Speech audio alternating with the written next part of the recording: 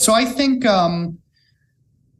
sentiment is so important. And so what I really get people at SMB to do, or really anyone I work with, is to have a running dialogue in your head of where sentiment might lie. So let's say, and again, you can use any scale you want, but let's say like 0 is neutral. The stock is just dead flat, doing nothing. And let's say positive 10 is bullish, slope of 1, like very sustainably bullish. And let's say 20 is like euphoric, where it's so bullish, like you don't even want to be long anymore. And vice versa, bullish, negative slope of 1 is negative 10, then just like pure puking panic, end of the world is negative 20.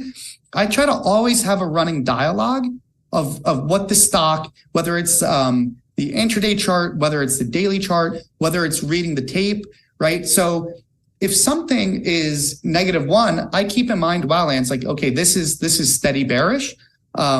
If I'm doing a mean reversion, I want every chart to really become the negative 20, panicking, puking, everyone's scared. And that's so important, because what happens is when everyone's being liquidated, when everyone's scared, that leaves everything so skewed the other way. An example of that is the Tesla chart that I went over, right? Like when Tesla goes from 300 holding up strong, and then boom, it goes to 100 in a matter of a month or two, everyone's saying, oh my God, this is the end, blah, blah, blah, blah, blah. If anyone's going to panic, they're going to panic then. And what happens is you get this massive volume turnover.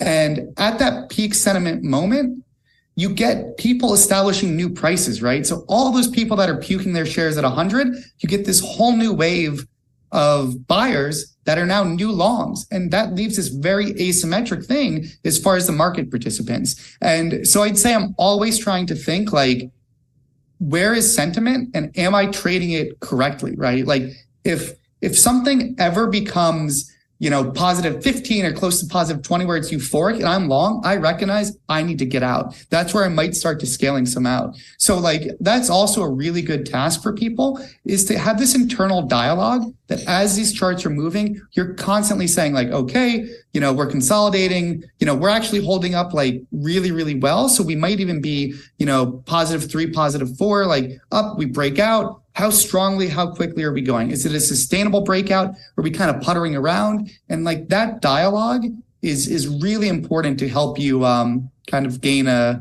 sense of this. And it's all based on like that sentiment.